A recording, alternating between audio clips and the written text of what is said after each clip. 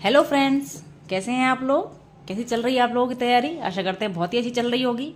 तो बच्चों, जैसा कि आपको पता है, मैं ले रही हूँ आपकी सीटेट की क्लास और चल रहा है इस समय सीडीपी का पाठ्यक्रम।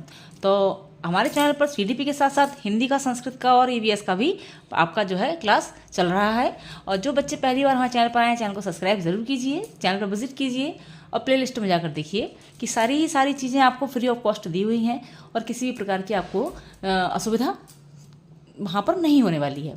तो सारा ही पाठ्यक्रम आपका शुरू से ही दिया हुआ है और सीडीपी का जो पाठ्यक्रम है आपका कंप्लीट हो चुका है। अब ये है आपका लास्ट, मेरे ख्याल में 1-2 वीडियोस और बची हैं। आज का हमारा जो चर्चा का विषय रहेगा वह रहेगा राष्ट्रीय पाठ्यचर्या रूपरेखा 2005, यानी कि एनसीएफ 2005। ये एक ऐसा टॉपिक है, इससे हमेशा ही क्वेश्चन हर पेपर में, सीटेट में या टेट में आता है, ज़रूर आता है, 101% आता है। तो आपको इस वीडियो को बिल्कुल भी स्किप करके नहीं देखना है, पूरा ही देखना है, क्योंकि ये महत्वपूर्ण टॉपिक है।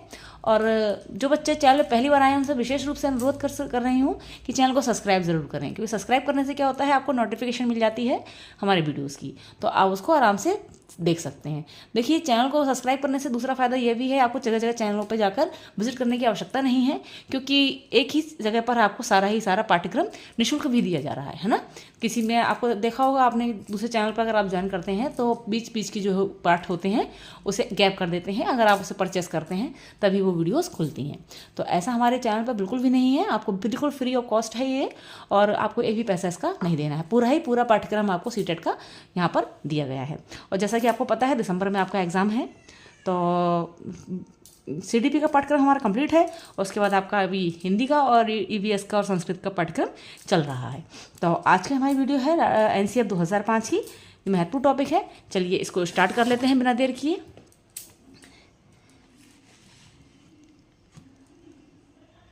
देखिए, स्किप मत कीजिएगा, क्योंकि स्किप करने से क्या होता है कि ठीक से चीज़ समझ में नहीं आती है ना। और ठीक से चीज़ समझ में नहीं आएगी तो फिर आप पेपर में क्या कर पाओगे, है ना। इतना बड़ा एग्ज़ाम है, पाठ्यक्रम बड़ा नहीं है, एग्ज़ाम बड़ा है, क्योंकि बच्चे बहुत ही ज़्यादा कम पास होते हैं इसमें। कम पास होने की वजह भी यही है कि ठीक से आप लोग पाठ्यक्रम को समझते नहीं हैं, देखते नहीं हैं, और जिस वजह से आप लोग मात खा जाते हैं, है ना। मैंने टेट का एग्ज़ाम, टेट सीटेट मिला के, दोनों को मिला के 5 बार दे रखा है और 5 बार मेरा क्लियर है। इसलिए आप बेफिक्र इस बात से रहिए कि मुझे इस विषय में नॉलेज नहीं है या मैं आपको कुछ अंट संट बता रही हूँ, ऐसा कुछ भी नहीं है ना। तो देखिए, पहले जो है खुद भी तो उसको नोटिफाई करना चाहिए ना, कि हम जो बता रहे हैं वो हमें भी मालूम होना चाहिए, है ना। तो आपको बता दूँ, मैं जो है पिछले 17 वर्षों से बच्चों की क्लास लेती हूँ और मैं एमए तक के बच्चों को गाइड करती हूँ, ठीक है। तो बच्चों, आपको बता दूँ कि अच्छे से आप इस चीज़ को समझ लीजिए कि बहुत ही ज़्यादा अनुभव और अनुभवी शिक्षिका के तौर पर आपको मैं बहुत ही ज़्यादा मेन टॉपिक आपको मैंने बताए हैं, जो 101% आपके फंस नहीं बसने। अगर आप हमारी वीडियो को विजिट कर लिए हैं और प्ले लिस्ट में जाकर सारी ही वीडियो आपकी सीडीपी की जो हमने अब तक दी हैं और आपने देख ली हैं, तो आप मुझे समझिए 101% आपका सीडीपी का 30 और 30 जाने वाला है ना। और इस प्रकार आप जो है आज की वीडियो देख रहे हैं तो चैनल को सब्सक्राइब कीजिए। चलिए आज की वीडियो शुरू करते हैं। आज का है एनसीएफ 2005। राष्ट्रीय पाठ्यचर्या रूपरेखा से तात्पर्य है जो प्राथमिक एवं माध्यमिक स्तर की शिक्षा के लिए पाठ्यक्रम निर्धारित किया गया है, वह पाठ्यक्रम जो है राष्ट्रीय पाठ्यचर्या रूपरेखा 2005 के अंतर्गत आता है।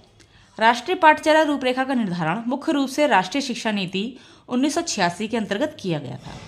देखिए, आप एक चीज़ देखिए, पिछली वीडियो में हमने राष्ट्रीय शिक्षा नीति 1986 पढ़ ली है। अगर आपने नहीं पढ़ी है, नहीं देखी है, पहली बार चैनल पर आए हैं, तो आप पीछे जाकर विजिट कर प्ले लिस्ट में जाकर जो है टॉपिक देख सकते हैं, राष्ट्रीय शिक्षा नीति 1986 वाला। यह एक ऐसी पाठ्यचर्या है जिसके अंतर्गत प्रयास किया जाता है कि राष्ट्रीय शिक्षा नीतियों पर बल दिया जाए। राष्ट्रीय पाठ्यचर्या रूपरेखा में प्रत्येक छात्र हेतु शिक्षा के लिए उनके कम से कम स्तर को सुनिश्चित किया जाता है। इस पाठ्यचर्या के अंतर्गत संपूर्ण देश में 10+2+3 की शिक्षा की व्यवस्था की गई है। देखिए, इसका एक रूल है 10+2+3, ठीक है। इस प्रकार से 15 वर्ष हो जाता है, ठीक है। तो राष्ट्रीय शिक्षा नीति के बाद राष्ट्रीय पाठ्यचर्या रूपरेखा के द्वारा 10+2+3 की स्कीम को नवीन संस्करण के माध्यम से पूरे देश में लागू किया गया है, ठीक। राष्ट्रीय पाठ्यक्रम रूपरेखा की मुख्य विषय वस्तु बच्चे के बैग के बोझ को कम करना है। ध्यान रखिएगा कि क्वेश्चंस आपके एनसीएफ 2005 से ज़रूर आते हैं, और एनसीएफ 2005 का मुख्य उद्देश्य क्या है आपका? बच्चे के बैग के बोझ को कम करना। ठीक है।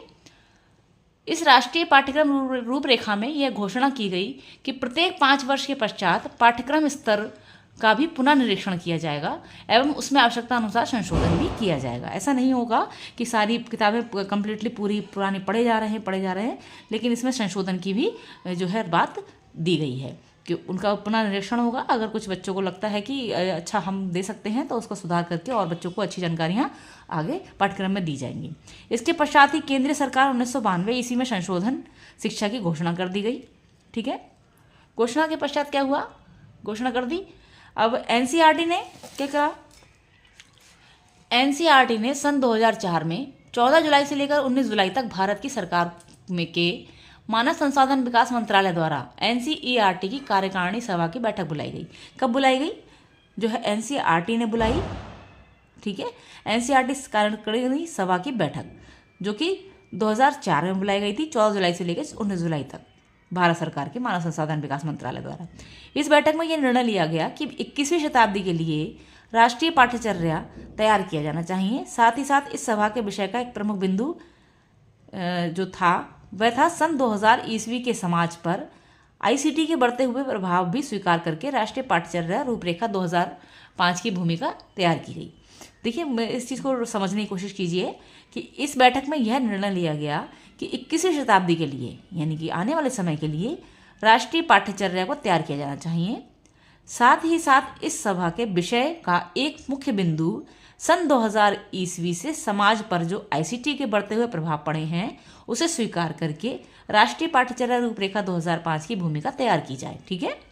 इस राष्ट्रीय पाठ्यचर्या रूपरेखा के मुख्य रूप से यह तथ्य था कि कक्षा 1 से लेकर 12 तक के बच्चों को कब, क्या और क्यों, कैसे पढ़ाना तथा लिखाना है, ये इसका मुख्य उद्देश्य था। ठीक है।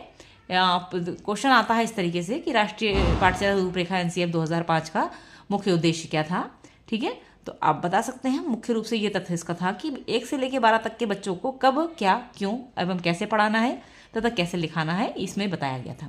इससे पाठ्यचर्या रूपरेखा का प्रारंभ रविन्द्रनाथ टैगोर के सभ्यता एवं प्रतीक के एक अंश से होता है। ध्यान रखिएगा कि जो राष्ट्रीय पाठ्यचर्या रूपरेखा 2005 है, एनसीएफ 2005 है, इसका जो प्रारंभ है रविन्द्रनाथ टैगोर के सभ्यता एवं प्रतीक के एक अंश से इसका प्रारंभ होता है। अब देखिए एनसीएफ 2005 की रूपरेखा की विशेषताएं। देखिए विशेषताओं में राष्ट्रीय शैक्षिक अनुसंधान एवं प्रशिक्षण संस्थान, राष्ट्रीय शैक्षिक अनुसंधान एवं प्रशिक्षण संस्थान एनसीईआरटी द्वारा निम्नलिखित विशेषताएं बताई गई हैं। देखिए आप एक चीज़ और समझिए कि राष्ट्रीय शैक्षिक अनुसंधान एवं प्रशिक्षण संस्थान जो होते हैं वो डाइट के नाम से भी जाने जाते हैं, जो कि उसकी ब्रांचें होती हैं, और जो मुख्य जो वो होता है उसका ऑफिस गाइड वह एनसीईआरटी होता है। ठीक है। तो इसकी प्रमुख विशेषता बताइए। यह पाठ्यक्रम जन सामान्य की आवश्यकताओं एवं आकांक्षाओं से संबंधित होता है।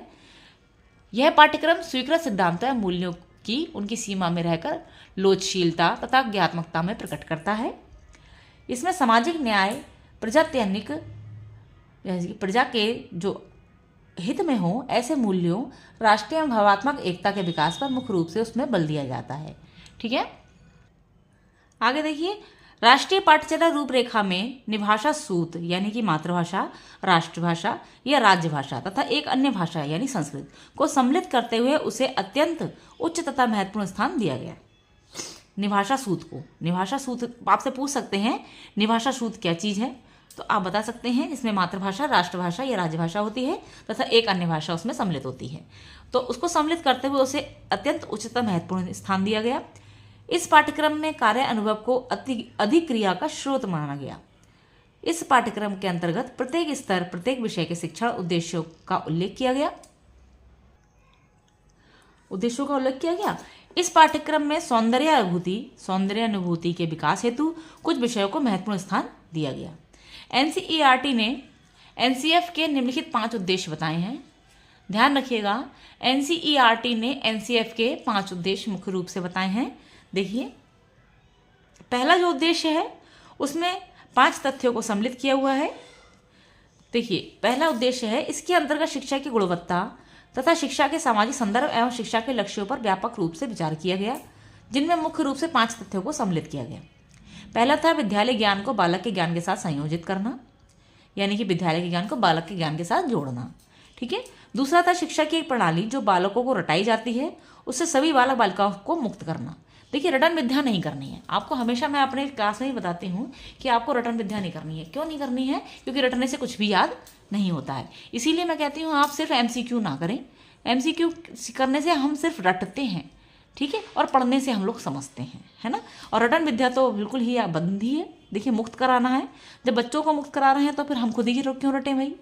रटने से हमें क्या होता है? रटने से सिर्फ हमें उतनी देर के लिए याद होता है जितनी देर के लिए हमें ज़रूरत होती है, ठीक है। या हम 1 घंटा 2 घंटा याद कर लेंगे। रटने से क्या है नुकसान कि हम लास्ट तक याद ही करते रहते हैं, मतलब लास्ट तक पढ़ते ही रहते हैं। और समझने से क्या होता है?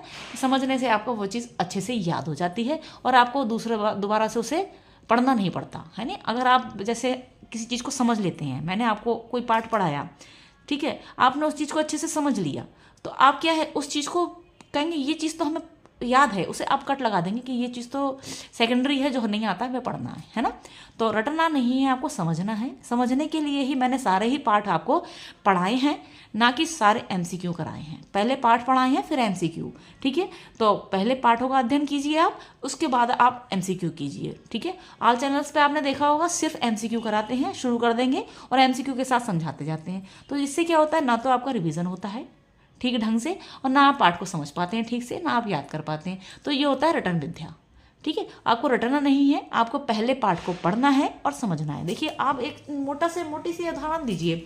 अगर आप जो है हाई स्कूल के एग्ज़ाम दे रहे हैं या आप इंटर के एग्ज़ाम दे रहे हैं, आपने फार्म भर दिया है, ठीक है, हालांकि आप दे चुके हैं, लेकिन एक आप उस लेवल को समझ सकते हैं क्योंकि आप उस लेवल को क्रॉस कर चुकी हैं, ठीक है। तो उस लेवल को समझने के लिए मैं आपको ये उदाहरण दे रही हूँ। सपोज़ कीजिए आपने हाई स्कूल का एग्ज़ाम भरा देना है आपको, और या फिर इंटर का एग्ज़ाम देना है, तो आपको क्या है सिर्फ गैस पेपर प्रोवाइड करा दिए जाए। और गैस पेपर में क्या होता है, क्वेश्चन आंसर तो होते हैं, सिर्फ होते हैं ना क्वेश्चन आंसर। तो अगर आपको सिर्फ गैस पेपर प्रोवाइड करा दी जाए, सेकेंडरी दूसरे व्यक्ति को, दूसरे छात्र को सेम जो आपके ही क्लास का है हाई स्कूल या इंटर में, उसे हम बुक्स प्रोवाइड करा दें, समझ रहे हैं आप। तो बुक्स पढ़ने वाला अच्छे नंबर ला पाएगा, या फिर क्वेश्चन आंसर जो पढ़ रहा है सिर्फ गैस पेपर, वो अच्छे नंबर लेकर आ पाएगा। तो आप खुद ही अपने माइंड से उस चीज़ को डिसाइड कीजिए कि हम बुक्स से पढ़ेंगे तो हम अच्छे नंबर ला पाएंगे, है ना। तो यही कहने का मेरा मतलब है कि जब तक हम पाठ को अच्छे से समझेंगे नहीं, तब तक हम उसका आंसर कैसे दे पाएंगे, है ना। क्वेश्चन आंसर करने पर क्या होता है, सीधे सीधे क्वेश्चन आंसर करने पर हमें यह नुकसान होता है कि हमें पाठ का पता नहीं होता है, हमें पूरे पाठ की जानकारी नहीं होती है, सिर्फ हमें वही क्वेश्चन आंसर पता होता है।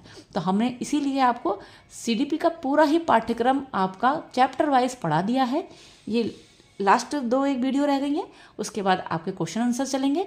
तो आशा करते हैं आप लोग बहुत अच्छे से चीज़ को समझ रहे होंगे, ठीक है। तो बच्चों से मेरा अनुरोध है, जो बच्चे पहली बार आए हैं चैनल को सब्सक्राइब ज़रूर कर लीजिए, क्योंकि सब्सक्राइब करने से क्या होता है कि हमारी यूट्यूब फैमिली बढ़ेगी और आपको भी जो है फ्री ऑफ कॉस्ट सब चीज़ें मिलेंगी। और आप कमेंट्स कीजिए, कमेंट्स करेंगे तो हम आपको सारी जानकारी जो है आप हमसे पूछेंगे, हम उसका बिल्कुल उत्तर देंगे आपको, ठीक है। तो आगे हम देखते हैं कि क्या था हमारा, रटन विद्या से मुक्त कराना था, है ना। रटना नहीं है, समझना है। समझने के लिए ही मैं इतना जो है आपको पाठ को डीपली पढ़ाती हूँ। आगे देखिए, उसका तीसरा जो था NCF का उद्देश्य जो था, पहले उद्देश्य में जो तीसरा टॉपिक था वह है शिक्षा के क्षेत्र में पाठ्य पुस्तक आधारित शिक्षा से बालक को बाहर निकालकर उसे जीवन के सर्वांगीण विकास के लिए शिक्षा में प्रचलित ज्ञान से मुक्त करना है। देखिए, यहाँ पर क्या चीज़ समझाई जा रही है, बच्चे को सैद्धांतिक रूप से जो है पाठ नहीं पढ़ाना है, यानी व्यवहार में भी वह उस चीज़ को उतार सके, ऐसा बच्चे को बनाना है, यानी सर्वांगीण विकास करना है ना, उसका सर्वांगीण विकास करना है ना। देखिए, एक इसको समझाने के लिए एक छोटा सा आपको उदाहरण देती हूँ कि एक हमने क्लास में, देखिए आप टीचर बनने जा रहे हैं, तो हमें इस चीज़ को अच्छे से समझना चाहिए कि हम आपको जो है गाइड कर रहे हैं, तो हम किस तरीके से आपको बताएं कि आपको जो है अच्छे से समझ में आ जाए। अब सपोज़ कीजिए हमने एक टीचर के ओहदे पर बैठे हैं और हमने बच्चों को पाठ पढ़ाया, जल ही जीवन है, ठीक है। अब ये बता रहे हैं, सर्वांगीण विकास का बता रहे हैं आपको।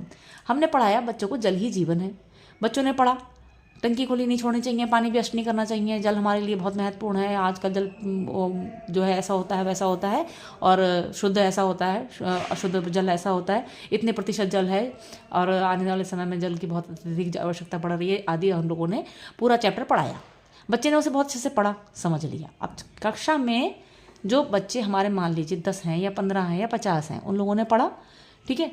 और फिर उस पाठ को पढ़ने के बाद आप एक टेस्ट लीजिए। टेस्ट क्या करना है, आप अपने क्लास से बाहर निकलिए और जो टंकियाँ लगी होती हैं कॉलेज में, स्कूल में, उसको आप ओपन कर दीजिए, ठीक है। ओपन कर दीजिए और हल्का सा उसे लिख के छोड़ दीजिए। अब बच्चों को उस चीज़ नोटिस करिए, कौन बच्चा आपके क्लास का है जो इस चीज़ को समझ पाया है कि जल ही जीवन है, हमें जल बचाना चाहिए, ठीक है। व्यवहारिक रूप से बच्चा वही समझ पाएगा जो उस टंकी, चलती हुई टंकी को बंद करेगा कि जब टंकी व्यर्थ जा रही है, अभी हमने पढ़ा है जल ही जीवन है, तो उसको टंकी को खुला हमें नहीं छोड़ना है, ठीक है। तो इस चीज़ पर ध्यान दीजिए कि हमें उसको व्यवहार के रूप में भी उतरवाना है। इसलिए पढ़ाने के साथ साथ सैद्धांतिक जीवन के साथ साथ हमें व्यवहारिक जीवन में भी उसको जो है शिक्षा को जोड़ना है, सर्वांगीण विकास करना है उसका, ठीक है। देखिए 3 पक्ष होते हैं, सैद्धांतिक, व्यवहारिक, ठीक है, और मानसिक पक्ष, ठीक है। मानसिक पक्ष वो होता है वह बच्चा समझ रहा है, सैद्धांतिक पक्ष वो होता है वह लिख के दिखा रहा है, और व्यवहारिक पक्ष वो होता है कि बच्चा हमारी बातों को अपने जीवन में उतार रहा है, ठीक है। आगे देखिए, चौथा था इसमें, शिक्षा में प्रचलित परीक्षा प्रणाली से बालकों की गतिविधियों को कक्षा कार्य से जोड़ना, ठीक है, यानी कि बच्चों को क्रिएटिविटी कराना, ठीक है। अगला है, शिक्षा के पाठ्यचर्या में राष्ट्रीय चिंतना एवं प्रजातंत्र की भावना को सम्मिलित करना, प्रजा से जोड़ना, यानी कि बच्चों को आसपास के वातावरण से जोड़ना।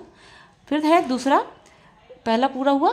दूसरा है राष्ट्रीय पाठ्यचर्या रूपरेखा 2005, यानी कि एनसीएफ 2005 के अंतर्गत दूसरे मुख्य उद्देश्य के रूप में ज्ञान की प्रकृति एवं बालक के सीखने की क्षमता उसकी अधिगम प्रणाली एवं स्तर के अनुरूप होनी चाहिए तथा उस पर जोर दिया जाना चाहिए। देखिए उसकी इस प्रणाली स्तर के अनुरूप, अधिगम स्तर के अनुरूप, इसको जो है सफल बनाने के लिए क्या हुआ है कि अब बच्चों को इक्वल एज में लाके एडमिशन दिया जाने लगा है कि बच्चों को 6 ईयर्स में, यानी कि 6 साल का बच्चा फर्स्ट में चाहेंगे, 7 साल का बच्चा सेकंड में चाहेंगे, 8 साल का बच्चा थर्ड में चाहेंगे। तो उसी हिसाब से अब जो है एडमिशन होने लगे हैं, ये नया नियम है। इससे क्या होता है, बच्चों की जो IQ है वो उनके लेवल के अनुरूप चलती है, फिर चलेगी, ठीक है। अगर बच्चा उस लेवल तक क्रॉस नहीं कर पा रहा है तो उसे हम असामान्य बच्चों में या विशिष्ट बच्चों में या किसी जो है अक्षम बच्चों में जो है चिन्हित करते हैं, ठीक है। तो इसलिए इसको एक नए नियम को लागू किया गया है कि बच्चों को चिन्हित करने में परेशानियां ना आए, ठीक है। अगला देखिए, राष्ट्रीय पाठ्यचर्या रूपरेखा के तीसरे उद्देश्य की विषय क्षेत्र में स्कूल की धाराएं तथा सभी आकलन बिंदु को केंद्रित किया जाना चाहिए। चौथा है आपका, देखिए इस उद्देश्य के अंतर्गत विद्यालय तक कला के वातावरण की विस्तार रूप से व्याख्या की गई, विसर लिखा हुआ विस्तार, ठीक है, विस्तार रूप से व्याख्या की गई है तथा उनको व्यवहारिकता से जोड़ने पर बल दिया गया। राष्ट्रीय पाठ्यचर्या रूपरेखा के उस उद्देश्य को पूर्ण रूपेण व्यवस्था का सुधार की बात कही गई, यानी कि राष्ट्रीय जो पाठ्यचर्या रूपरेखा थी एनसीएफ 2005 में इस शिक्षा को पूर्ण रूप से जो है व्यवस्थित रूप से सुधार की बात कही गई है, ठीक है। अब देखिए NAAC यानी कि national assessment and aggregation council, यानी कि राष्ट्रीय मूल्यांकन एवं प्रत्ययन यानी कि मान्यता परिषद है, CABE central advisory board of education. आगे देखिए, संप्रत्यय यानी कॉन्सेप्ट के 5 स्तर होते हैं। पहला है अवलोकन, फिर है विश्लेषण, फिर तुलना, पृथक्करण, सामान्यीकरण। इस चीज़ को नोट डाउन कीजिएगा क्योंकि ये कूट के प्रश्नों में आ जाते हैं, ठीक है। अब पहला देखिए यहाँ पर आ जाएगा, संप्रत्यय के 5 स्तर को जो है कूट के अनुसार लगाइए। तो पहला अवलोकन, फिर विश्लेषण, फिर तुलना, फिर पृथक्करण, फिर सामान्यीकरण। ध्यान रखिएगा, इसको नोट डाउन कीजिए। आपको मैंने बोल रखा है कि आप अपने खुद के नोट्स बनाते हुए चलिए। तो नोट्स बनाने के लिए आपको जो है महत्वपूर्ण बातें जो आपको लगती हैं कि ये चीज़ अच्छे है, समझ रहे हैं आप, उस चीज़ को जो है आप नोट डाउन भी करते चलें। आगे देखिए, राष्ट्रीय पाठ्यचर्या रूपरेखा की आवश्यकता क्यों पड़ी। आखिरकार राष्ट्रीय पाठ्यचर्या रूपरेखा एनसीएफ 2005 की आवश्यकता क्यों पड़ी। तो एनसीएफ 2005 की आवश्यकता के प्रमुख कारण निम्नलिखित हैं। पहला देखिए, पूर्व प्रचलित पाठ्यक्रम के संकुचित आधार के कारण इसकी आवश्यकता पड़ी, यानी पूर्व पाठ्यक्रम जो बच्चे पढ़ रहे थे उनमें बच्चों का ठीक से विकास नहीं हो पा रहा था, ठीक है।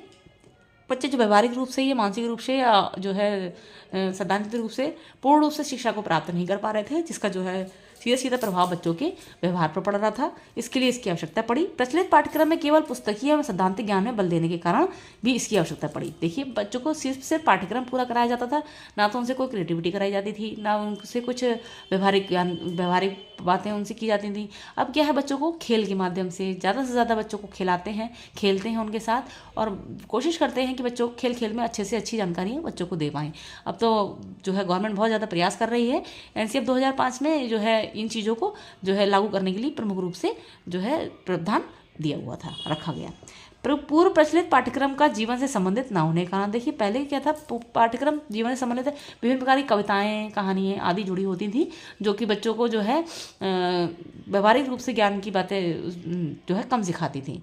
अब बच्चों को क्या होता है कि बच्चों को पाठ्यक्रम उस हिसाब से होता है कि बच्चों को आगे चल के अपने व्यवहार में उस चीज़ को उतार सकें, तो बच्चों को जो पाठ पढ़ रहे हैं उसकी आवश्यकता आगे बढ़ती रहे। ठीक है, तो जीवन संबंधित हो वो। व्यक्तिगत भेदों को शिक्षण में स्थान मिलने के कारण, व्यक्तिगत भेद यानी कि पहले जो होता था बच्चों को अलग अलग माना जाता था, जातिवादी का या फिर लिंग कास्ट का या आदि जो भेद होते थे, उस कारण भी शिक्षा में स्थान जो है व्यक्तिगत भेदभाव से स्थान जो मिलते थे वो भी एक कारण था।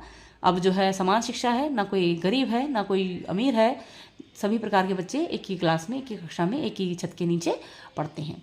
ठीक है, तो आगे देखते हैं। प्रचलित पाठ्यक्रम में केवल परीक्षण केंद्रित होने के कारण, यानी पाठ्यक्रम क्या था, सिर्फ उसका उद्देश्य क्या होता था, परीक्षा देना, है ना, बच्चों को परीक्षा देनी है, इसलिए उसे पढ़ना है, रटन विद्या लगानी है, रटना है रटना है रटना है। तो बच्चे पे बोझ रहता था, बर्डन रहता था, दिमागी रूप से बच्चा जो होता था किताबी कीड़ा बन जाता था। तो अब बच्चों को किताबी कीड़ा नहीं बनाना है। ठीक है, प्रचलित पाठ्यक्रम में तकनीकी एवं व्यावसायिक शिक्षा की कमी के कारण भी, और प्रचलित शिक्षा में नैतिक एवं यौन शिक्षण के सम्मिलित न होने के कारण भी। देखिए नैतिक की बातें, नैतिक ज्ञान नहीं था, जो है कम था, और यौन शिक्षण तो पिछली आप देखिएगा किताबों में है ही नहीं। ठीक है, बच्चों को इन भी चीज़ों की जानकारी है। अब बच्चों को जल्दी ही ऐसा देखते हैं, बच्चे जल्दी अपनी उम्र के साथ जल्दी ग्रोथ करते हैं, तो बच्चों को जानकारियां नहीं मिल पाती हैं, इससे वह भटकते भी हैं। तो इसके लिए बच्चों को अब जो है यौन शिक्षण की जानकारी अब प्राथमिक क्लासों में भी जो है देखने को मिलती है। 5th क्लास से ही स्टार्ट हो जाती है, 3rd क्लास से, 4th क्लास से स्टार्ट हो जाती है, और 8th तक बच्चों को कम्प्लीटली यौन शिक्षा की जानकारियाँ अब बुक्स के माध्यम से दी जाने लगी हैं। तो बच्चों को ये शिक्षा बहुत ही ज़्यादा ज़रूरी होती है। तो आप देखेंगे एक फिल्म आई थी ओ माई गॉड 2, ठीक है, OMG 2 जो आई थी, बहुत ही ज़्यादा नॉलेजेबल मूवी है, और इसमें इसी बात पर जोर दिया गया है कि बच्चों को यदि यौन शिक्षा की जानकारी अगर क्लास में, कक्षा में, विद्यालय में दी जाती तो बच्चा जो है विभिन्न प्रकार की गलतियाँ नहीं करता। तो बच्चों को इन चीज़ों की जानकारियाँ भी कक्षा में दी जानी चाहिए। तो इसी को लेके जो है OMG 2 फिल्म बनी थी।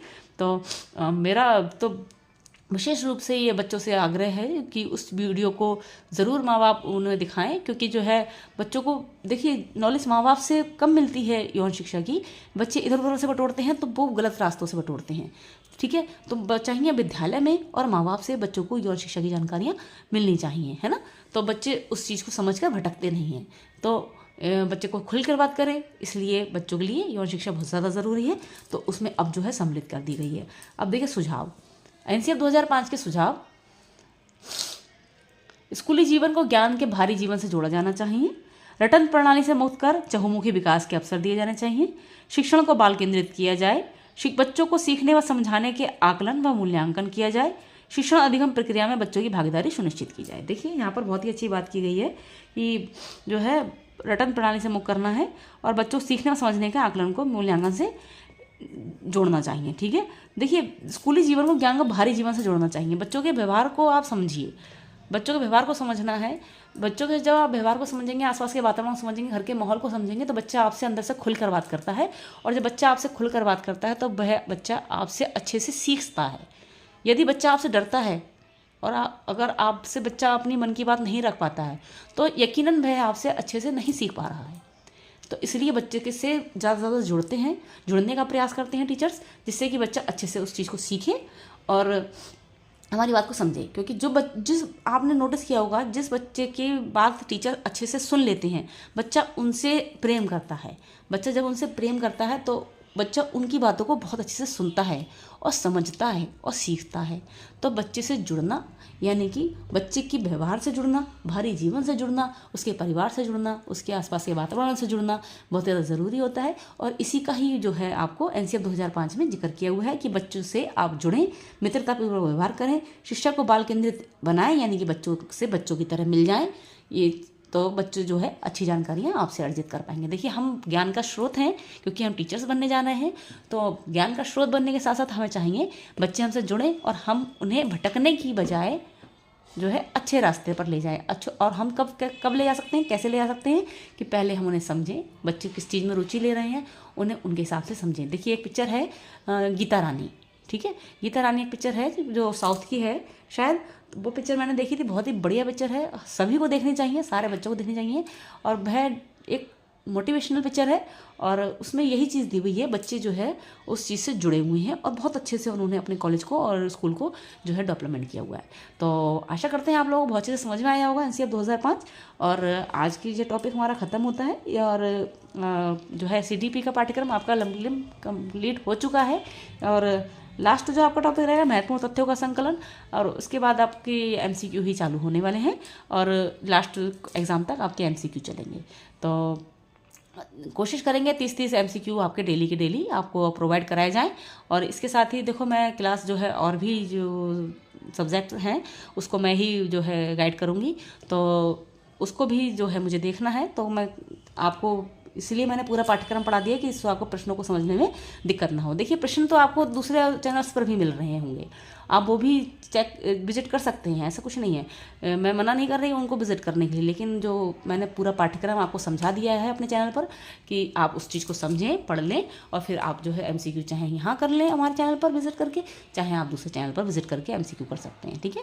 तो आशा करते हैं आप लोगों को अच्छे से समझ में आया होगा। मिलेंगे आपसे नेक्स्ट वीडियो में, और कमेंट करके ज़रूर बताइए कि आपको हमारी वीडियोस कैसी लगती हैं, और हमें मोटिवेशन कीजिए और हमारी यूट्यूब फैमिली के साथ जुड़िए, सब्सक्राइब कीजिए, लाइक कीजिए, शेयर कीजिए। आपके एग्जाम्स के लिए best of luck, take care and bye bye.